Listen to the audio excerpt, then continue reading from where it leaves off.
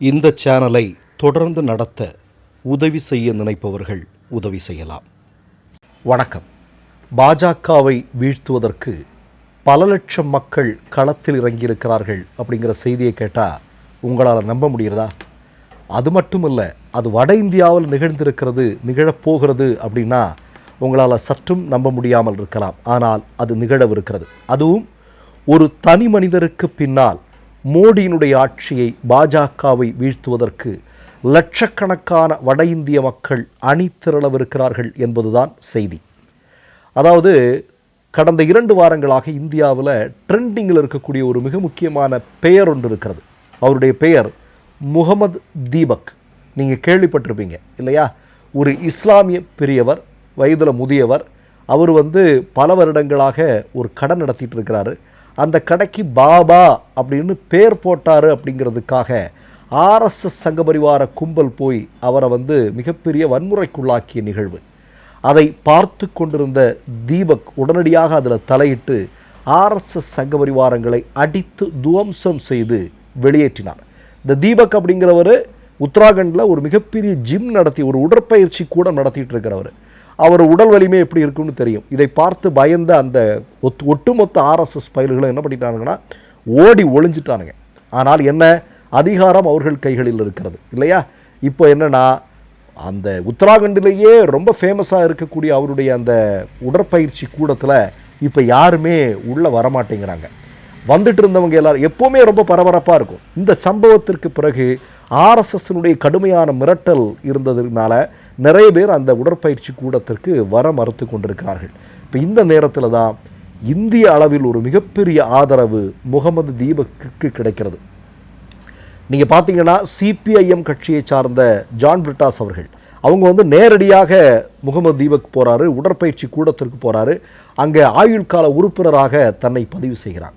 Supreme கோர்ட்டை சார்ந்த ஏராளமான வழக்கறிஞர்கள் அவங்க சொல்கிறாங்க, உங்களுக்கு இனிமேல் ஏதாவது ஒரு பிரச்சனைனா எங்களுக்கு சொல்லுங்கள், நாங்கள் லீகலாக என்ன உதவி வேணாலும் நாங்கள் உங்களுக்கு பண்ணுறோம் அப்படின்னு. காங்கிரஸ் கட்சியை சார்ந்த, இடதுசாரி கட்சியை சார்ந்த ஏராளமான தலைவர்கள் ஆயுள் கால உறுப்பினர்களாக அந்த உடற்பயிற்சி கூடத்தில் தங்களை பதிவு செய்திருக்கிறார்கள். மீண்டும் அமோகமாக அந்த உடற்பயிற்சி கூடம் இப்போது நடக்க ஆரம்பித்திருக்கிறது. அது மட்டுமல்ல, இந்த முகமது தீபக் என்று சொல்லக்கூடிய நபரை ஏதாவது பண்ணணுங்கிறதுக்காக இந்த ஊரில் ஏதாவது ஆர்எஸ்எஸ்காரன் முயற்சி பண்ணால் அவனை நாங்கள் உள்ளே விடமாட்டோம் அப்படின்னு அந்த முகமது தீபக்கினுடைய ஊரை சார்ந்த மக்கள் எல்லோரும் சேர்ந்து ஆர்எஸ்எஸ்ஸிற்கு எதிராக களத்தில் நிற்கிறார்கள். ஒரு பயலை நாங்கள் உள்ளே விட மாட்டோம், ஆர்எஸ்எஸ்காரன் ஏன் வந்தாலும் அவனை நாங்கள் அடித்து விரட்டிடுவோம் அப்படின்னு சொல்லிட்டு அவ்வளவு கோபத்தோடு அந்த ஊர் மக்கள் இருக்கக்கூடிய காட்சியை நம்ம பார்க்குறோம். உங்களுக்கு நல்லா தெரியும், ஒரு 2 நாளைக்கு முன்னாடி மோடியினுடைய வாரணாசியிலேயே இப்படி ஒரு சம்பவம் நடந்தது. அங்கே இருக்கக்கூடிய அப்பாவி இஸ்லாமியர்கள் ஒரு கடை போட்டிருந்தாங்க. அதற்கு எதிராக ஆர்எஸ்எஸ்காரன் அது ஒரு மிகப்பெரிய வன்முறையில் ஈடுபடுவதற்காக தயாராகும் போது அங்கிருந்த ஊர் மக்களை இணைந்து மோடியினுடைய வாரணாசியில் ஆர்எஸ்எஸ்காரர்கள் விரட்டி அடிக்கப்பட்டிருக்கக்கூடிய காட்சி பார்க்குறேன். நான் இதெல்லாம் எதுக்கு சொல்கிறேன்னா, இதெல்லாம் வட இந்தியாவில் நடந்து கொண்டிருக்கிறது என்பது ரொம்ப முக்கியமான செய்தி. இப்போ முகமது தீபக் என்ன பண்ணியிருக்கிறார் அப்படின்னா, இந்த சம்பவத்திற்கு பிறகு ஒரு வீடியோவை சமூக ஊடகத்தில் வெளியிட்டிருக்கிறார். அவரும் அவருடைய நண்பராக இருக்கக்கூடிய அவருடைய நண்பரும் சேர்ந்து, அவருடைய பேர் விஜய் ராவத், 2 பேரும் சேர்ந்து ஒரு வீடியோ போட்டிருக்காங்க. என்ன சொல்லியிருக்காங்க அப்படின்னா, உத்தராகண்டில் குறிப்பாக வட இந்தியாவில் ஆர்எஸ்எஸ் சங்கபரிவாரங்கள் நடத்தி கொண்டிருக்கக்கூடிய மிகப்பெரிய தாக்குதல்கள், குறிப்பாக நீங்கள் கிறிஸ்மஸ் காலகட்டத்தில் பார்த்தீங்க அப்படின்னா கிறிஸ்தவருக்கு எதிராக கடுமையான தாக்குதல் நடந்தது. இப்போ ரமலான் மாதம், இப்போது இஸ்லாமியர்களை தேடிப்பிடித்து தாக்கக்கூடிய நிகழ்வுகள் எல்லாம் நடக்குது. இதற்கு எதிராக மத ஒற்றுமைக்கு ஆதரவாக ஒரு மிகப்பெரிய அளவிலான ராகுல் காந்தி நடத்தியது போன்ற ஒரு பாரத் ஜோடோ பயணத்தை நாங்கள் நடத்தவிருக்கிறோம், எங்களுக்கு நீங்கள் ஆதரவு கொடுங்கள் என்று ஒரு வீடியோ வெளியிட்டிருக்கார். அவர் வீடியோ வெளியிட்ட தாமதம்தான் சில மணி நேரங்களிலேயே பல லட்சம் வட இந்தியாவை சார்ந்த மக்களை அதற்கு ஆதரவு தெரிவித்திருக்கிறார்கள். நாங்கள் உங்களோடு களத்தில் நிற்கிறோம், நீங்கள் எங்கே கூப்பிட்டாலும் நாங்கள் வருவோம், நீங்கள் முன்னெடுத்திருக்கக்கூடிய இந்த விஷயம் என்பது இந்தியாவிற்கு மிக முக்கியமானது அப்படின்னு ஆர்எஸ்எஸ் சங்கபரிவாரங்களுடைய கன்னத்திலே செவுள்ளே அடிக்கிற மாதிரி பல லட்சம் மக்கள் இன்றைக்கு களத்தில் வந்திருக்கிறார்கள். விரைவில் இந்த பயணம் வட இந்தியா முழுவதும் நடக்கவிருக்கிறது என்பதுதான் செய்தி. இது மட்டுமல்ல, இன்னொரு செய்தி உங்களுக்கு தெரியும். இது இப்போ ரமலான் மாதம். ரமலான் மாதத்தில் உங்களுக்கு நேஹா பாரதி என்று சொல்லக்கூடிய ஒரு பெண்மணி, அவங்க இஸ்லாமியர்களுக்கு தொடர்ந்து செய்து கொண்டிருக்கக்கூடிய அந்த பல்வேறு உதவிகள் இல்லையா, டெல்லி ஜுமா மசூதியில் வருடந்தோறும் சென்று அங்கே இருக்கக்கூடிய இஸ்லாமியர்களுக்கு உணவளிக்கக்கூடிய நேகா பாரதி என்று சொல்லக்கூடிய இந்து பெண்ணுடைய வீடியோ இன்றைக்கு உலகம் முழுவதும் மிகப்பெரிய அளவில் வைரலாகி கொண்டிருக்கிறது. அவங்க என்ன சொல்கிறாங்கன்னா, மதம் என்பது மனிதனுடைய ஒற்றுமைக்கானதே ஒழிய மனிதர்களை பிரிப்பதற்கானது அல்ல என்று அவர் சொல்கிறார். நெத்தியில் பெரிய பொட்டு போட்டிருக்கிறாங்க. அவங்க வந்து ஒரு ஒரு ஒரு ஒரு டிப்பிக்கல் இந்து பெண், சரியா? அவங்க பல வருடங்களாக டெல்லி ஜுமா மசூதியில் அங்கே ரமலான் நோன்பில் இருக்கக்கூடிய இஸ்லாமிய மக்களுக்கு பல்வேறு உணவுகளை வழங்கி தன்னுடைய ஆதரவை அறிவித்துக் கொண்டிருக்கக்கூடிய காட்சி. இதெல்லாமே வட இந்தியாவில் ஆர்எஸ்எஸ் சங்க பரிவாரங்களுக்கு சாவுமணி அடிக்கப்பட்டிருக்கிறது என்பதை உறுதி செய்யக்கூடிய சம்பவங்களாக இருக்கிறது. ஆனால் இதெல்லாம் ஒரு பக்கம் இருந்தாலும் இன்னொரு பக்கம் ஆர்எஸ்எஸ்காரன் விடுற மாதிரி இல்லை.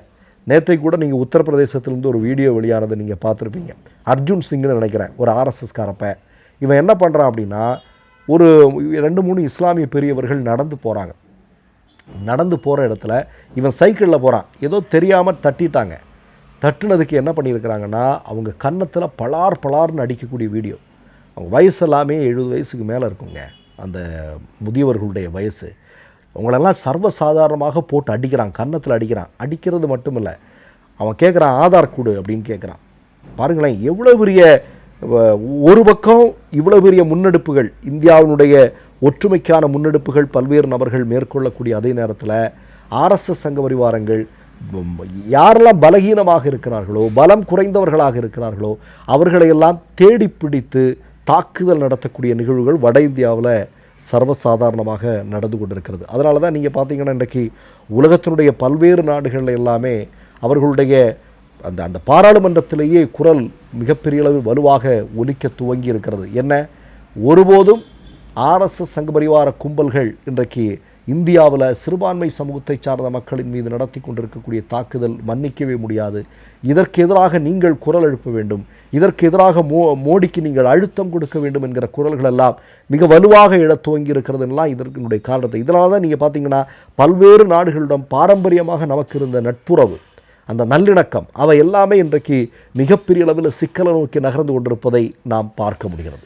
ஒட்டுமொத்தமாக வட இந்தியாவிலேயே ஒரு தனி மனிதர், அவர் ஒரு மோடிக்கு எதிராக, பாஜக ஆர்எஸ்எஸ்க்கு எதிராக அங்கே இருக்கக்கூடிய மக்களை ஒன்றிணைப்பதற்கான ஒரு முயற்சியை மேற்கொள்கிறார். அந்த முயற்சிக்கு பல லட்சம் மக்கள் பின்னாடி அணிதிரள்கிறார்கள் என்றால், வட இந்தியாவில் ஆர்எஸ்எஸ்ஸை ஊற்றி மூடுறதுக்கு அங்கே இருக்கக்கூடிய மக்கள் தயாராகிவிட்டார்கள் என்பதுதான் உண்மை. மற்றொரு நிகழ்வில் சந்திப்போம். நன்றி, வணக்கம். 3 யூடியூப் சேனல்கள் வியாபாரத்திற்கு இருக்கிறது. தேவைப்படுபவர்கள் இந்த எண்ணுக்கு தொடர்பு கொள்ளுங்கள். மை நேம் இஸ் ரெட் சேனலை சப்ஸ்கிரைப் பண்ணிக்கோங்க. அதுக்கப்புறமா பக்கத்தில் இருக்கிற ஜாயின் பட்டனை கிளிக் பண்ணீங்கன்னா ஒரு நியூ பேஜ் ஒன்று ஓப்பன் ஆகும். அதுலயும் ஜாயின் பட்டனே கிளிக் பண்ணிக்கோங்க. அதுல பாத்தீங்கன்னா credit R debit card options இருக்கு. இதுல உங்களுக்கு விசா, மாஸ்டர் கார்டு, ரிப்பே அப்படின்னு 3 ஆப்ஷன்ஸ் கொடுத்துருக்காங்க.